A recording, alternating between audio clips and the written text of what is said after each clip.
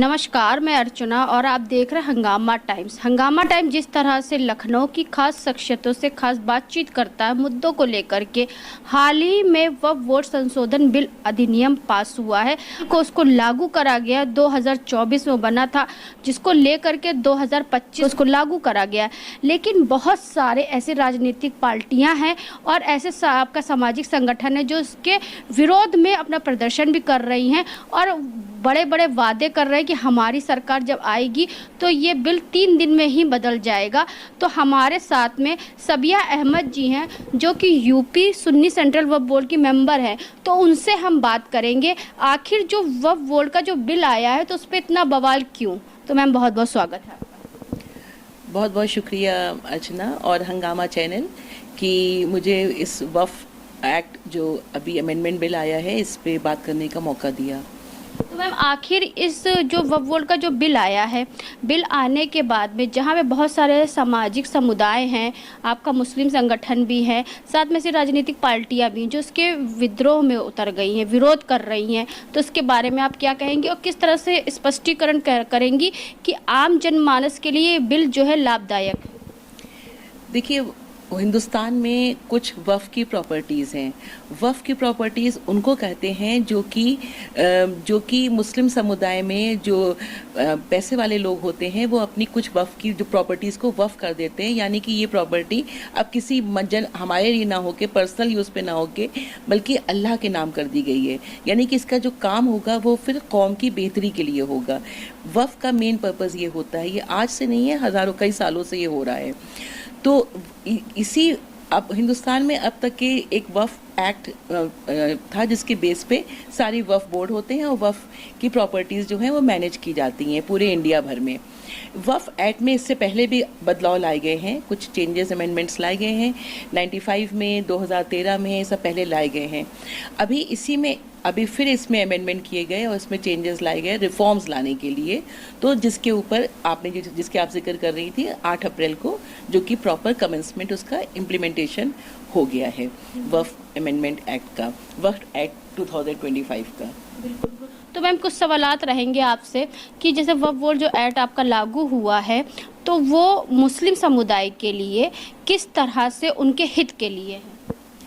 देखिए, ये इस तरह से हित के लिए है कि जैसे वक्फ है, वक्फ का मेन पर्पस होता है कि वो गरीबों की मदद के लिए हो, कौम की बेहतरी के लिए हो। ख़ास तौर से वो गरीब मुसलमान जो कि बेवा औरतें हैं, तलाकशुदा औरतें हैं, यतीम बच्चे हैं या गरीब लोग हैं, अनएम्प्लॉयड लोग हैं, उनके बेहतरी के लिए उसका जो भी फ़ायदा हो वक्फ का वो उनके लिए लगाया जाए।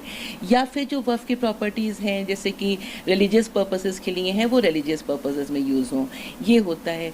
लेकिन अब सही माने में क्या अगर ये वाकई उन तक पहुँच पा रहा था वक्फ का फ़ायदा कि नहीं, इस पर जब देखा जाए बारीकी से तो अफसोस से कहना पड़ता है कि बहुत तक नहीं पहुंच पा रहा था उन लोगों तक। अब अगर पारदर्शिता जिस तरह से गवर्नमेंट कह रही है कि पारदर्शिता है इसमें आएगी नए एक्ट में, उसके थ्रू उसके बेस पे काम होगा तो यकीनन काम और बेहतर होगा, सुचारू रूप से होगा और सही तरीके से जो उसके लायक हैं, जो उसके डिजर्विंग लोग हैं, जो मुस्तहक हैं, उन तक उसका फ़ायदा पहुंचेगा। तो मैम सवाल शुरू करते हैं। पहला सवाल, तो वक्फ एक्ट जो है वो क्या है, आखिर इसकी ज़रूरत क्या आन पड़ी? देखिए, वक्फ एक्ट तो मैंने बताया जैसे पहले से है, वक्फ एक्ट तो ये चला आ रहा है कई सालों से। इसमें लगातार कुछ अमेंडमेंट्स यानी कि वक्त के साथ चेंजेस भी लाए गए हैं। कुछ साल पहले 95 में भी लाए गए थे, 2013 में भी लाए गए थे, ऐसे अमेंडमेंट्स लाए जाते हैं। 2025 के बाद भी कुछ संशोधन? जी बिल्कुल। तो अभी जो ये लाया गया तो ये प्रॉपर इस पे डिस्कशन हुआ है, ये ओवरनाइट नहीं हुआ है, पूरा इस पे 1 ईयर तक विगरस वर्क हुआ है। एक पूरी JPC फॉर्म हुई थी यानी जॉइंट पार्लियामेंट्री कमेटी, जिसको हेड किया था श्री जगदम्बिका पाल जी ने, और उस पर ऑल ओवर इंडिया उन्होंने मूव अबाउट किया और लोगों से मिले, मुस्लिम स्कॉलर्स से मिले, मुस्लिम ग्रुप्स से मिले, वक्फ की मुतवलियों से मिले, वक्फ बोर्ड मेंबर्स से मिले, सबसे मुलाकात की, सबकी राय मशवरे जाने। और इसके अलावा ये है कि ज़मीनी तौर पे क्या काम चल रहा है इसको भी अच्छे से ऑब्जर्व किया। इन सब की स्टडी करके, इकट्ठा करके, और उसमें अपोजिशन पार्टी के भी काफ़ी सांसद मौजूद रहे, उस JPC कमेटी में रहे, सबके डिस्कशन के बाद फिर एक डिस्कशन हुए और फिर कंपैक्ट फाइल तैयार हुई। वो फाइल फिर पार्लियामेंट में प्रेजेंट की गई, पार्लियामेंट में ये अप्रूव हो गया। जब अप्रूव हो गया तो फिर प्रेसिडेंट ने इसको साइन किया और ये 6 अप्रैल को ये एक वफ़ एक्ट के फॉर्म में प्रेजेंट हो गया। तो मैम आखिर ये वक्फ एक्ट जो 2025 है, तो मैम इसका प्रपोजल जो होता है वो प्रपोजल क्या है? अब जो ये अगर आप इस एक्ट को पढ़ेंगी, वफ़ एक्ट को, तो आप ये देखेंगी कि इसमें पारदर्शिता पे बहुत ध्यान है। मतलब कि डिजिटलाइजेशन के ऊपर, कि जितना हो सके चीज़ें डिजिटल कर दी जाएं, जितना हो सके क्लोज मॉनिटरिंग हो, रेगुलर ऑडिट्स हों, रेगुलर इंस्पेक्शंस हों। तो इस चीज़ों पे ज़्यादा जोर है जो सरकार ने एक्ट में लाया है और कोशिश की है कि चीज़ों पे ज़्यादा ध्यान रहे। प्लस क्लोज मॉनिटरिंग हो, मुतवल्ली का रोल और ज़्यादा बढ़ा दिया गया है, एक्टिव रोल कर दिया गया है उनका। प्लस इसमें गवर्नमेंट बॉडी को भी बीच में डाला गया है कि अगर कोई नया वफ़ प्रॉपर्टी है उसको रजिस्टर कराना है तो सिर्फ अब तक के वफ़ बोर्ड उसको रजिस्टर कर सकता था, उसको अप्रूव कर सकता था। लेकिन इसमें जो वहाँ पे लोकल कलेक्टर हैं या फिर जो वहाँ पे डिस्टिंग्विश जो ऑफिसर, डिज़ाइंड ऑफिसर होगा, वो इस पे वर्क करेगा, वेरीफाई करेगा कि हाँ ये वेदर ये वफ़ प्रॉपर्टी है कि नहीं, और उसके वेरिफिकेशन के बाद फिर वो चीज़ रजिस्टर हो पाएगी। तो यानी गवर्नमेंट का रोल इसमें भी बीच में आया है। तो मैम जो वक्फ एक्ट है तो उसकी लोग इतनी खिलाफत क्यों कर रहे हैं? आखिर इसका खिलाफ क्यों है लोग, आखिर क्यों कर रहे हैं और इसके जिम्मेदार कौन? मुझे लगता है कि अगर इग्नोरेंस एक बहुत बड़ा रीज़न है इसका, मतलब पूरी नॉलेज ना होना। कहते हैं ना, little knowledge is very harmful. तो जब तक इसकी आप पूरी डेप्थ में पढ़ेंगे, इवन आप वफ़ एक्ट को भी अगर डेप्थ में पढ़ेंगे, तो आप ये समझेंगे कि ओवरऑल ये जो है ये नुकसान नहीं पहुंचा रहा है, ये चीज़ों को क्लोज मॉनिटरिंग कर रहा है, रेगुलर ऑडिट्स कर रहा है, डिजिटलाइजेशन दे रहा है। डिजिटलाइजेशन होता है तो चीज़ों में पारदर्शिता आती है, यानी कि ट्रांसपेरेंसी आती है। एक ही स्पॉट पे आप रह के चीज़ों के सब इन्फॉर्मेशन गैदर कर सकते हो, तो यानी चीज़ों में क्लैरिटी और आएगी। तो ये जो एक्ट के जो ऊपरी चीज़ें हैं वो आपको लगेगा कि अब यहाँ पे अफसोस ये होता है कि कुछ लोग प्रोपेगेंडा हाईलाइट कर देते हैं, ज़्यादा ही उसको नेगेटिव चीज़ों को नेगेटिव वे में लेके उसको हाईलाइट कर देते हैं। उनके अपने कुछ वेस्टेड इंटरेस्ट होते हैं, तो वहाँ पर मिसकम्युनिकेशन हो जाता है, वहाँ पे मिसगाइडेंस हो जाता है। और आजकल ज़माना सोशल मीडिया का, तो सोशल मीडिया से चीज़ें अलग से क्रॉप करके कुछ करके उसको डिफेम करके उसको डिफॉर्म करके दिखा दी जाती हैं। यानी कि पॉजिटिव चीज़ नहीं दिखाई जाती, उसको निगेटिव चीज़ दिखाई जाती है। नेगेटिव चीज़ दिखा देती है। आप कोई भी चीज़ है, कोई भी बॉडी है, कोई भी गवर्नमेंट बॉडी है या प्राइवेट वर्क है, कुछ भी, अगर उस पर लगातार ध्यान हो, लगातार मेहनत हो, उस पर लगातार वर्क किया जाए तो यकीनन उसमें इम्प्रूवमेंट आएंगे ना।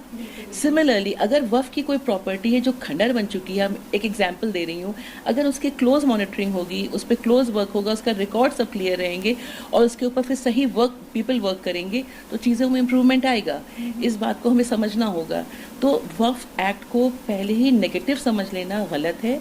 इसको पहले स्टडी करें, इसको समझें, लोगों की प्रोवोकेटिव बातों में ना आए, सही बातों पे ध्यान दें, जो सवाल मन में है वो लोगों से पूछें, जो समझें, जहाँ डाउट्स हैं उस पर रिसर्च कर लें, लेकिन पहले से जज ना करें।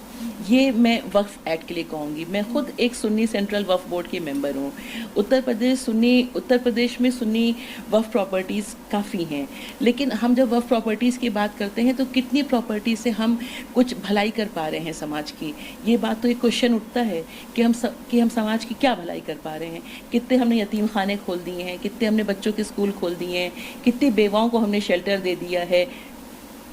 जब नहीं है हमारे पास ऐसा कोई डेटा तो इसका मतलब काम सही नहीं हो रहा है। तो काम अगर सही तरीके से हो तो ये बहुत ज़रूरी है। जैसे कुछ मौलाना का बयान भी आया कि इसमें जब आपका बिल जो है लागू हुआ 8 अप्रैल को, तो उसमें जो है कुछ मौलाना का बिल आया है कि भारत सरकार मुस्लिमों की जो विरासत है और मुस्लिमों की जो प्रॉपर्टी है उस पर कब्जा जताने के लिए या उसको हड़पने के लिए ये बिल लेकर के आया, तो इसका कितना समर्थन? देखिए, मौलाना हजरात ने जो कहा मुझे एग्जैक्टली नहीं पता कौन से आप वर्ड्स की बात कर रही हैं, लेकिन उनका भी बात अगर है तो गलत नहीं होगी। इसको हड़पना शब्द नहीं बोलेंगे। कुछ चीज़ें हैं जो कि एक्ट के थ्रू आ रहा है कि जो हिस्टोरिकल जिनका एक वैल्यू है, जिन प्रॉपर्टीज़ की हिस्टोरिकल वैल्यू है, वो ASI यानी archaeological survey of India group में चली जाएंगी।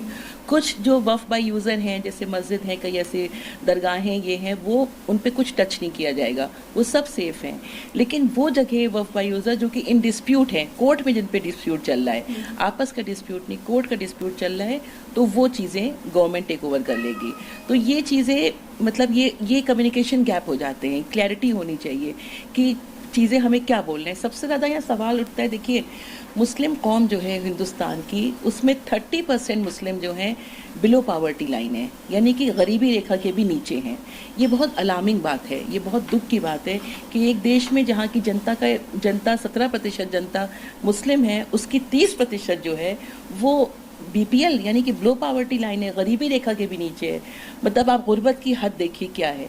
और वफ़ का जो पर्पज़ है वो इन्हीं गरीबों के लिए है, वो इन्हीं गरीबों की बेहतरी के लिए है। तो इन गरीबों की बेहतरी क्यों नहीं हो पा रही है? ज़रूरी है कि इनके लिए बेहतरी की जाए। अगर आप वफ़ एक्ट को ध्यान से देखें तो व्हाट यू विल रियलाइज़ कि it is actually going to do something for Muslims of India which long before liberalisation did for India. Liberalisation ने जिस तरह से इंडिया को बेटर किया, सिमिलरली वफ़ एक्ट इंडिया के मुस्लिम्स के लिए बेहतर होगा, बहुत बेहतर होगा। जो एक कसाव है, जो एक मतलब ओपननेस आएगी, ये ज़रूरी है। सोसाइटी में ओपननेस आना, वर्क्स में ओपननेस आना, ट्रांसपेरेंसी आना, ये ज़रूरी है। कोई भी सोसाइटी, कोई भी ग्रुप गेटोइजेशन से चल नहीं सकता। आप एक झुंड में रहें, झुक के रहें, ऐसे मुमकिन नहीं है कि आप ग्रो कर पाएंगे, आप एक्सपैंड कर पाएंगे, आप डेवलप कर पाएंगे। जब आपको ग्रो करना है, आगे बढ़ना है लाइफ में, तो ये गेटोइजेशन नहीं चलेगा। मुस्लिम कम्युनिटी को भी ये बात को समझना होगा कि उसको गेटोइजेशन से दूर करेगा ये वफ़ एक्ट। आप जब ओपन होंगे, शासन के साथ सपोर्ट में काम होगा, शासन ने जो कमिटमेंट किए हैं वो फुलफिल करेगा, तो फिर चीज़ें बेहतर होंगी। जब बेहतर होंगी तो फिर रेवेन्यू जनरेट होगा। रेवेन्यू जनरेट होगा तो वो रेवेन्यू सही हाथों में पहुंचेगा, यानी मजलूमों को, गरीबों को, यतीमों को, बेवाओं को, उनको पहुंचेगा जो सही माने में इस चीज़ के मुस्तहक हैं, यानी इन मनी के एलिजिबल हैं, ये वहाँ जाएगा। एक बहुत बड़ी चीज़ है कि वफ़ के जब रेवेन्यू अच्छा जनरेट हो अगर, तो उससे कई स्कूल्स बन सकते हैं, कई कॉलेजेस बन सकते हैं जहाँ बच्चों को फ्री एजुकेशन दी जा सकती है। तो यही चीज़ तो लोग नहीं समझ रहे हैं। तो मुस्लिम समुदाय के लिए किस तरह से ये बिल जो है काफ़ी लाभदायक हो? देखिए मैंने बताया ना, मुस्लिम इसमें तीनों को रोल प्ले करना पड़ेगा। आज की डेट में अगर हम देखें कि आज 17 अप्रैल है, या आज की डेट से हम बात करें, तो तीनों लोग को रोल प्ले करना है। पहला नंबर 1 है सरकार यानी गवर्नमेंट। अब गवर्नमेंट ने जो कमिटमेंट किए हैं, जो वादे किए हैं पार्लियामेंट में, जो कागज़ पे और जो ज़बान पे कर रहे हैं, उसको पूरा करें। वो वैसे जो उन्होंने वादे किए हैं कि हम ट्रांसपेरेंसी लाएंगे, हम ऑडिट करवाएंगे, हम इसमें GIS मैपिंग होगी, तो आप वो सब चीज़ें बिल्कुल फ्री फेयर करें, बिल्कुल जेन्युइन हो, क्योंकि ताकि विजिबल टू एंटायर वर्ल्ड हो। वो पहला स्टेप है। सेकेंड स्टेप आता है जो हमारे एजुकेटेड इंटेलेक्चुअल मुस्लिम्स हैं, जो हमारे मौलाना हजरात हैं, जो हमारे बड़े बड़े लोग हैं मुस्लिम कम्युनिटी के, जिनके लोग मुरीद हैं, जिनको लोग मानते हैं, वो लोग जनता को तक पहुँचें, सेमिनार्स करें, वर्कशॉप करें, जनसभा करें और अपने लफ्ज़ों में समझाएं उनको कि ऐसी कोई घबराने की बात नहीं है, ओवरऑल जो होगा बेहतर होगा। हमें भी गेटवाइजेशन से हमारा सोल्यूशन नहीं है हमारी कम्युनिटी का। हमारी कम्युनिटी जब ओपन होगी, एक्सपैंड होगी, तभी वो ग्रो कर पाएगी, तभी वो डेवलप कर पाएगी। ऐसे वर्ड्स वो मौलाना लोग बोलें, वो बड़े लोग बोलें जिनकी बातें वाकई जनता सुनती है, ये उनका रोल है। ये सेकेंड रोल हुआ। थर्ड रोल आता है आम जनता का, यानी कि जो आम जनता है, जो मेजर पॉपुलेशन है, जो हमारे इंडिया की 17% जनता मुस्लिम है, वो पैनिक ना करे, वो इन झूठी अफवाहों में ना आए, वो इन बातों को समझे कि जो एक्ट, जो सवाल है वो लोगों से समझे, खुद रिसर्च करे, उसको जवाब मिलेंगे। और कुछ नहीं तो कुछ दिन अब उनके देख ले कि सब बेहतर उसकी आंखों के सामने दिखने लगेगा जब चीज़ें बेहतर होने लगेंगी।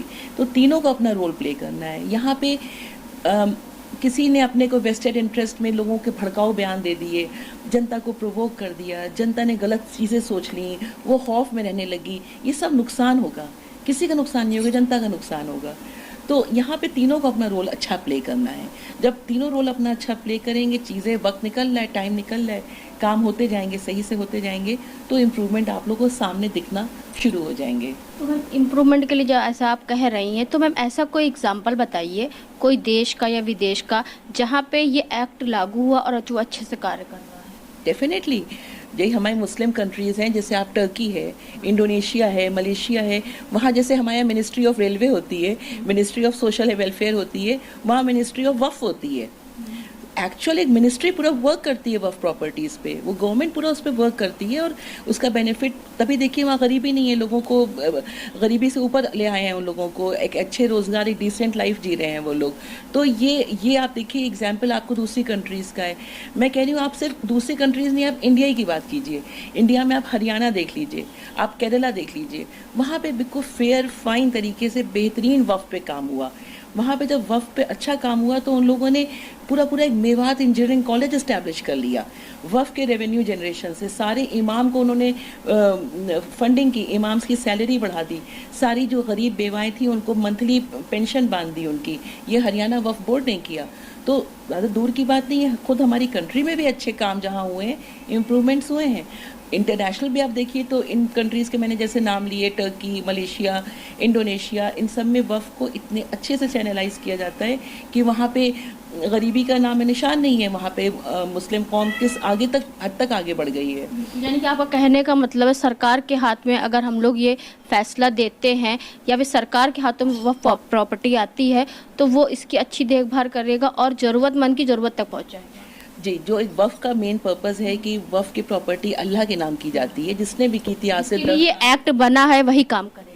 जी, असल मकसद भी एक्ट का यही, असल मकसद भी वफ़ का यही होता है कि उसका जो फ़ायदा है वो गरीबों तक पहुँचे, तो वाकई उसको गरीबों तक पहुँचाएंगे। तो ये काम इसका मतलब मुकम्मल काम होगा कि जो नीयत थी कि भाई हमने वफ़ किया है कोई चीज़ तो अल्लाह के नाम की है, यानी कि हमने उसको पहुँचाना है, तो उसमें किसी इंसान का कोई वो नहीं है, हक़ नहीं है। हम सब केयर टेकर्स हैं। मैं वफ़ बोर्ड मेंबर हूँ या कोई चेयरमैन है या कोई मिनिस्टर है, हम सब केयर टेकर्स हैं। लेकिन असली काम जो है वो इन गरीबों के लिए मदद करना है, इन तक पहुंचना है, उसका बेनिफिट। कुछ सालों पहले जब आपका जो है वक्फ बोर्ड की जो जितनी चीज़ें थी वो ऑनलाइन हुई थी, जिसमें आप जो है यूपी की सुन्नी सेंट्रल वक्फ बोर्ड की मेंबर, जिसमें जिम्मेदारी आपको भी दी गई थी, तो उसमें जो है आपको काफ़ी लोगों को जागरूक करने में काफ़ी मेहनत करनी पड़ी। वैसे इस चीज़ के लिए भी आपकी जिम्मेदारी बनती लोगों को जागरूक, तो इसके लिए बारे में क्या कहेंगे आप? जी, बहुत बहुत शुक्रिया अर्चना। वक्फ बोर्ड मेंबर जब मैं बनी तो मैंने देखा कि सबसे बड़ा सोल्यूशन है डिजिटलाइजेशन।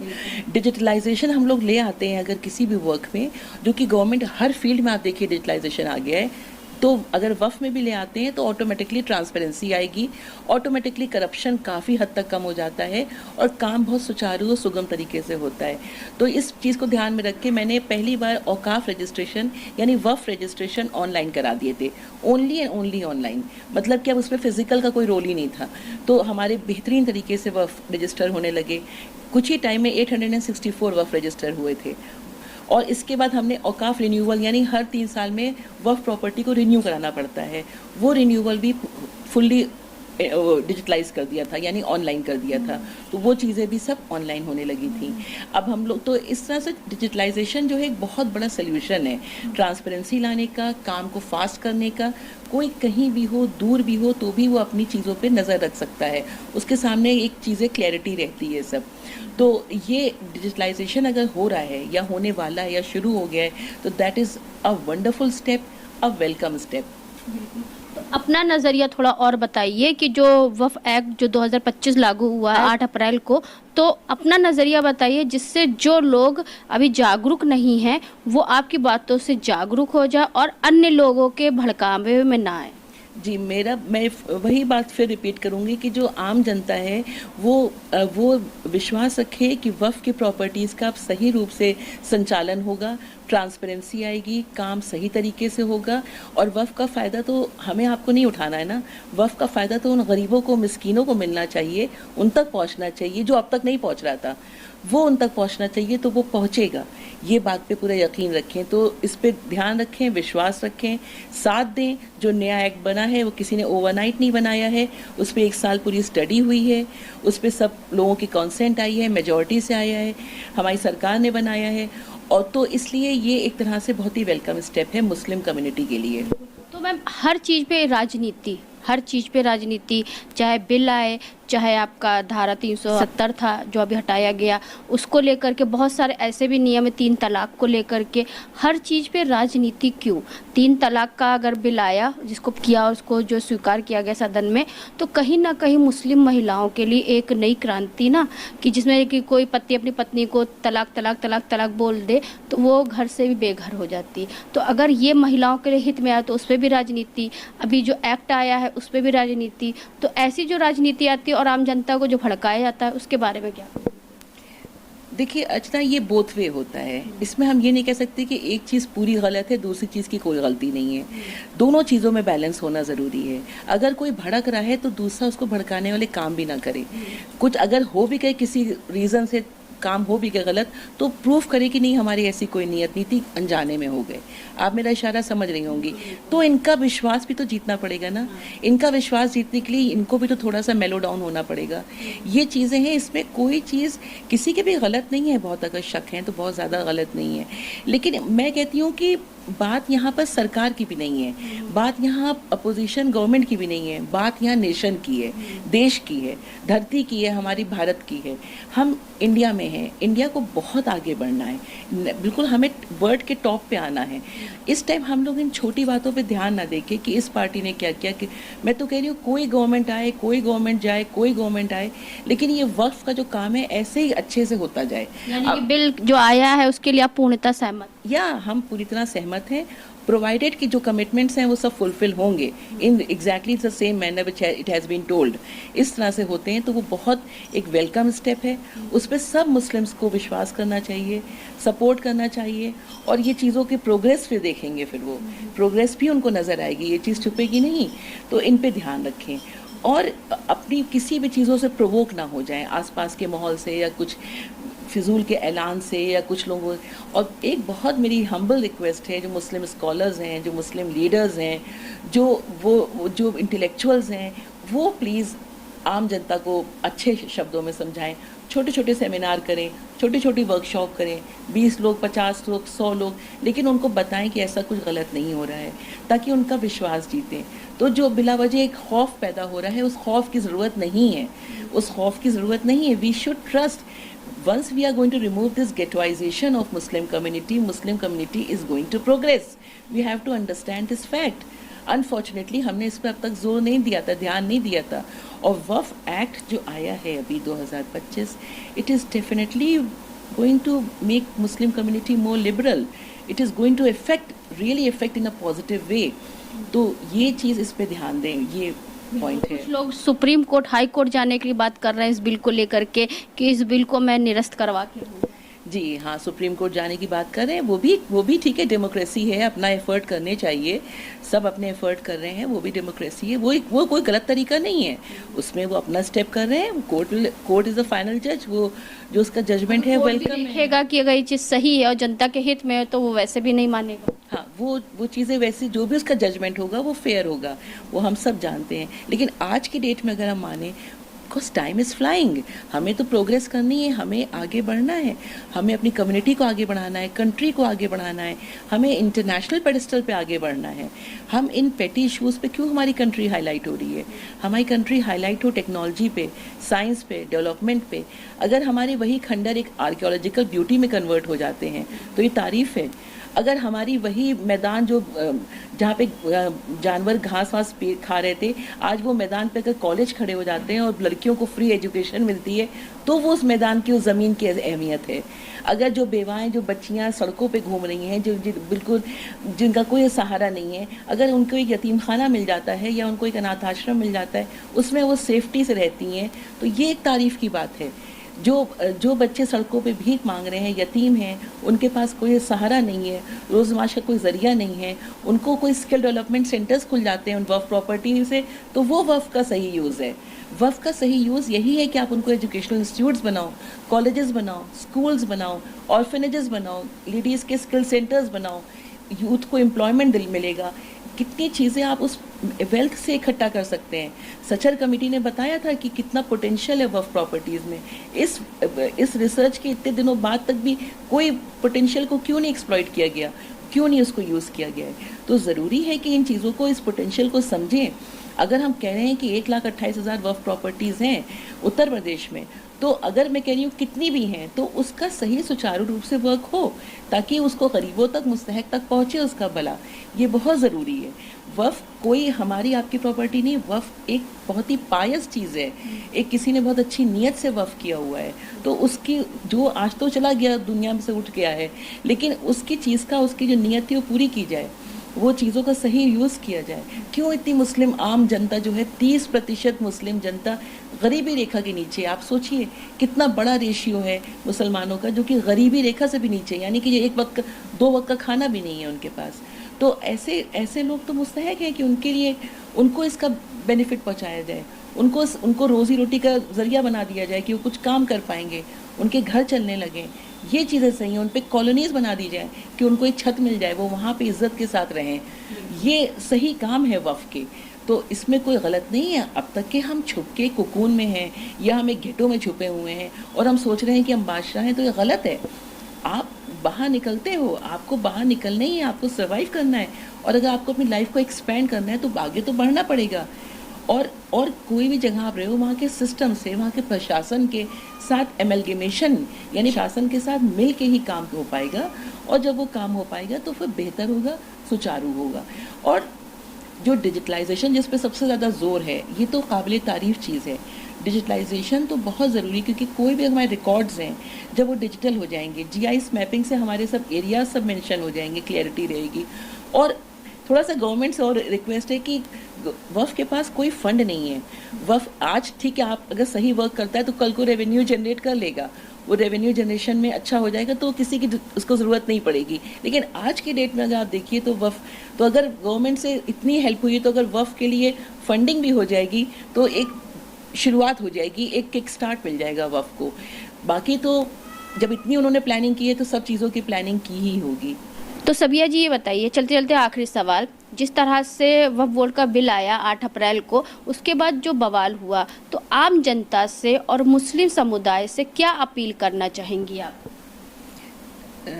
मैं यही अपील करना चाहूँगी कि किसी सुनी सुनाई बातों में ना जाएं, विश्वास रखें, पढ़ें इस एक्ट को, फिर से समझें अच्छे से इसको, और ये देखें कि वफ़ की एक्ट की कितनी चीज़ें क्रियान्वित हो रही हैं, कितनी चीज़ें आगे हो रही हैं, इसको ध्यान से देखें, तब कुछ जज करें। दूसरी चीज़ ये, एक सरकार से भी आग्रह करूँगी कि जो चीज़ें एक्ट में कमिट की गई हैं उनको उतने ही फेयर और फाइन तरीके से, बिल्कुल जेन्युइन तरीके से इम्प्लीमेंट किया जाए, ताकि वफ़ की बेहतरी हो सके, वफ़ प्रॉपर्टी की बेहतरी हो सके। तीसरी चीज़, जो मुस्लिम इंटेलेक्चुअल्स हैं, जो मुस्लिम स्कॉलर्स हैं, बहुत ही रिस्पेक्टेड पीपल हैं, उनसे रिक्वेस्ट है कि वो लोग छोटी छोटी जनसभा करके या छोटे छोटे सेमिनार करके आम जनता को समझाएं और जो डाउट्स हैं उसको क्लियर करें। कहीं भी कोई प्रोवोकेटिव बात ना की जाए, और इस बिलीफ के साथ आगे बढ़ा जाए कि हम इंडियन हैं, इंडिया देश को बहुत आगे बढ़ाना है, हमें अपनी जो वफ़ की प्रॉपर्टी है वो मुसलमानों के गरीबी की बेहतरी के लिए है, गरीबों की बेहतरी के लिए है, तो ये उन गरीबों तक के उसका भला पहुंच पाए, उसका जो भी फ़ायदा हो, जो भी उसकी कमर्शियल वैल्यू रहे, जो भी उसका रेवेन्यू हो, वो उन गरीबों की गरीबी कम करने के लिए हो, उसमें यूटिलाइज़ हो, ताकि खुद मुसलमान इस लायक हो जाए कि इंडिया शान से उसके लिए, उस पर नाज करे, कि मुसलमान का वो दर्जा हो जाए कि उस पर नाज करे। और ये हो सकता है, ये मुमकिन है, ये मुश्किल नहीं है। हम ये सोचते हैं कि जो जनता 17% है किसी कंट्री की और जिसमें गरीबी भरी पड़ी है, वो कैसे नाज के लायक होगी। लेकिन ये हकीकत है कि अगर ये वक्फ प्रॉपर्टी का सही से क्रियान्वयन हो, सुचारू रूप से चलाई जाए, सही काम किए जाए, फेयर तरीके से हो, ऑनेस्टी से हो, सब डिजिटलाइजेशन हो, पूरी वर्किंग इनकी क्लियर हो, तो फिर, और मुस्लिम्स भी इसको अंडरस्टैंड करें, एक्सेप्ट करें, गेटवाइजेशन पे बिलीव ना करें, आगे बढ़ें, ओपन अप हों, शासन का सहयोग करें, खुद चीज़ों को पॉजिटिव वे में लें, फिर देखें वफ़ कैसे बेहतर होता जाएगा दिन पर दिन। और जब वफ़ बेहतर होगा तो उसका फ़ायदा जो है गरीबों तक पहुँचेगा, बेवाओं तक पहुँचेगा, यतीमों तक पहुँचेगा, मिस्कीनों तक पहुँचेगा, जो कि सही माने में उसके मुस्तहक हैं, उन तक इसका फ़ायदा पहुँचेगा। कुछ वक्त लगेगा, लेकिन धीमे धीमे इम्प्रूवमेंट दिखाई देगा। और यकीन है मुझे, सिर्फ यकीन नहीं है, अंदाज़ा नहीं है पूरा, पर यकीन है, पूरा कॉन्फिडेंस है, और ये हो के रहेगा। यानी कि अल्लाह की प्रॉपर्टी अल्लाह के काम में ही लगे तो सबसे अच्छा रहेगा। तो ये थी हमारे साथ में सबिया अहमद जी, जो कि यूपी सेंट्रल वक्फ बोर्ड की मेंबर हैं, जिनसे हम बात करने आए थे कि 8 अप्रैल को जो आपका वक्फ बोर्ड एक्ट लागू हुआ है, उस पर आखिर इतना बवाल क्यों, आखिर छोटे छोटे समुदाय या मौलाना या फिर जो विपक्षी लोग हैं इतना बवाल क्यों कर रहे हैं, और लोगों को भड़का करके वो जो एक्ट आया है उसको गलत साबित करने में क्यों लगे हुए हैं। क्योंकि जो भी सरकार एक्ट लेकर के आती है या फिर जो भी कानून लेकर के आती है वो आम जनता के भले के लिए लेकर के आती है। वहीं सबिया अहमद जी ने कहा कि जो बिल आया है और जिस तरह से कागज़ों पे आया, अगर उसी तरह से वो लागू होगा और चलेगा तो आम जनता के लिए बहुत ही लाभदायक होगा, फ़ायदेमंद भी होगा, ज़रूरतमंद की ज़रूरत तक पहुँचाने का कार्य सरकार करेगी। तो ऐसे में आपको लखनऊ की कुछ खास शख्सियतों से खास बातचीत कराते हैं खास मुद्दों को लेकर के। तो इसी के साथ मैं अर्चना आपसे इजाज़त लेना चाहूँगी। धन्यवाद, बने रहिएगा हंगामा टाइम न्यूज़ चैनल के साथ। हंगामा टाइम्स की तमाम खबरों को देखने के लिए हंगामा टाइम्स को सब्सक्राइब कर लीजिए और बेल आइकन दबा लीजिए। अगर आपको ये वीडियो अच्छा लगा हो तो लाइक बटन प्रेस कर अपनी प्रतिक्रिया हमारे कमेंट बॉक्स में देना मत भूलें।